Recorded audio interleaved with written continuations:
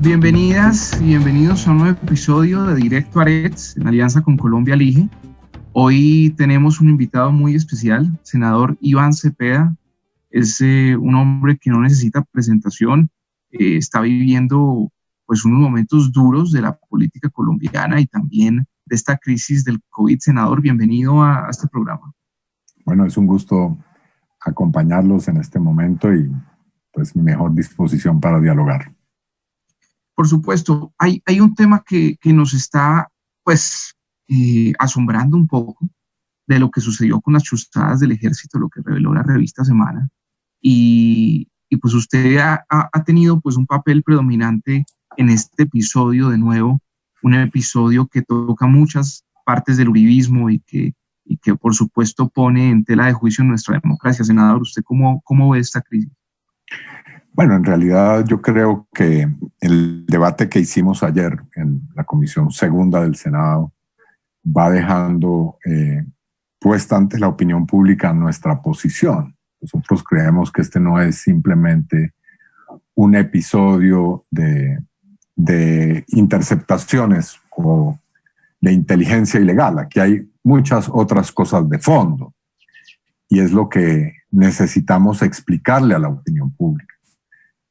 ¿A qué me refiero? A que, como lo dijimos ayer, este escándalo, bueno, esta situación de este aparato de inteligencia puso al descubierto una realidad mucho más compleja, y es que el aparato de inteligencia surgió en parte como respuesta a una labor de contrainteligencia que se había venido realizando en el ejército por oficiales honestos, que es la Operación Bastón, que ha intentado ser negada, que ha intentado ser minimizada, trivializada por el ministro de Justicia y por el gobierno.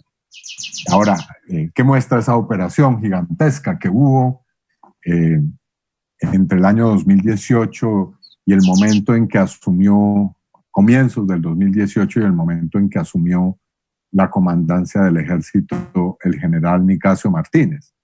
Pues una realidad macabra, y es que al menos 300 oficiales y 16 generales están involucrados en una estructura mafiosa y corrupta en el ejército, que está ligada al narcotráfico, que está ligada a sectores políticos de extrema derecha, que tiene relaciones con el Clan del Golfo, con la oficina de Envigado.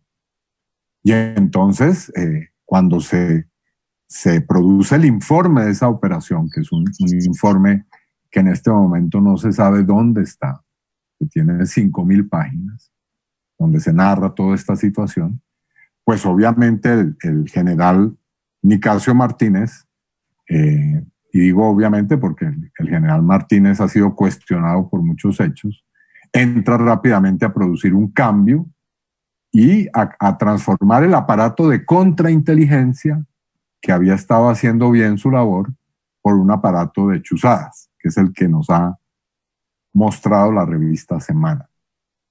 Eso es fundamental entenderlo, porque entonces aquí no estamos discutiendo simplemente un hecho que ya es muy grave, y es pues tratar a los opositores políticos, a los periodistas, a los defensores de derechos humanos con métodos represivos, persecutorios, criminales, sino también, y esto es muy grave, intentar ocultar esta estructura de corrupción al interior del ejército. Senadores norteamericanos han rechazado estas prácticas, por supuesto, porque también hay dinero de Estados Unidos involucrado, y dinero de Estados Unidos involucrado en estas chuzadas. Recursos que eran para otras cosas se destinaron de alguna manera ilegalmente. Sin embargo, uno se pregunta la interpretación política de esto. O sea, estamos ante y usted por supuesto ha estado en la oposición durante ya décadas, pero ¿estamos nosotros ante unas chuzadas políticas o estamos ante unas chuzadas militares? Porque pienso que esa es la discusión. Quizás... No, aquí hay de todo un poco, ¿no? Obviamente el aspecto esencial es un aspecto político. Aquí está la intención desde hace años de acabar con el proceso de paz, de silenciar las denuncias sobre violaciones de derechos humanos, de borrar a la oposición política.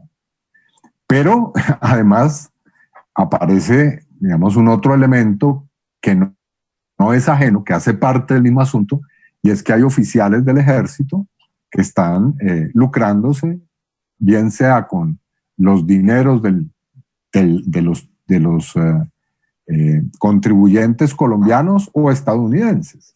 Es decir, que se están lucrando con esos dineros públicos. Se los están embolsillando. Pero además que están obteniendo dineros de los narcotraficantes para poder garantizar los narcotraficantes su seguridad.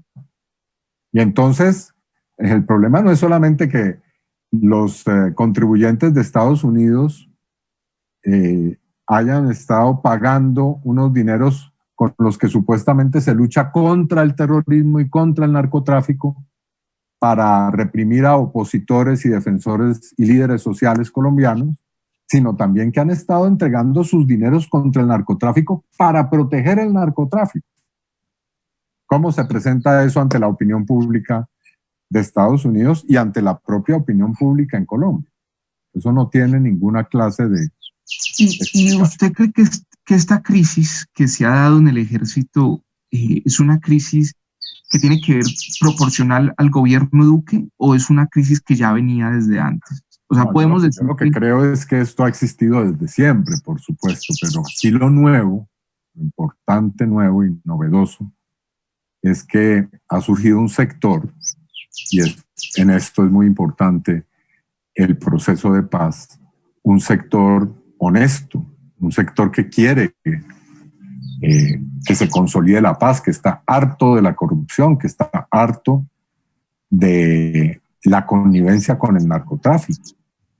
Y entonces, ese sector es el que ha hecho posible la investigación de Semana. La investigación periodística de Semana no es como la presentan, que está hecha sobre unas carpetas. No. La investigación de Semana está hecha sobre el testimonio de oficiales que han denunciado estos asuntos.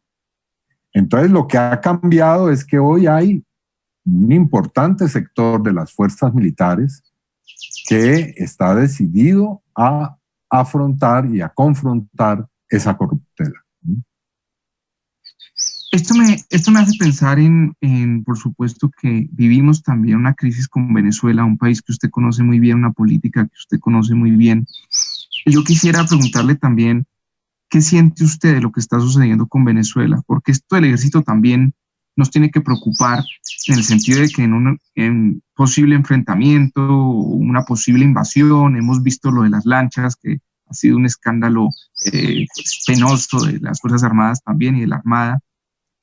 ¿Cómo ve usted esta crisis con Venezuela, senador?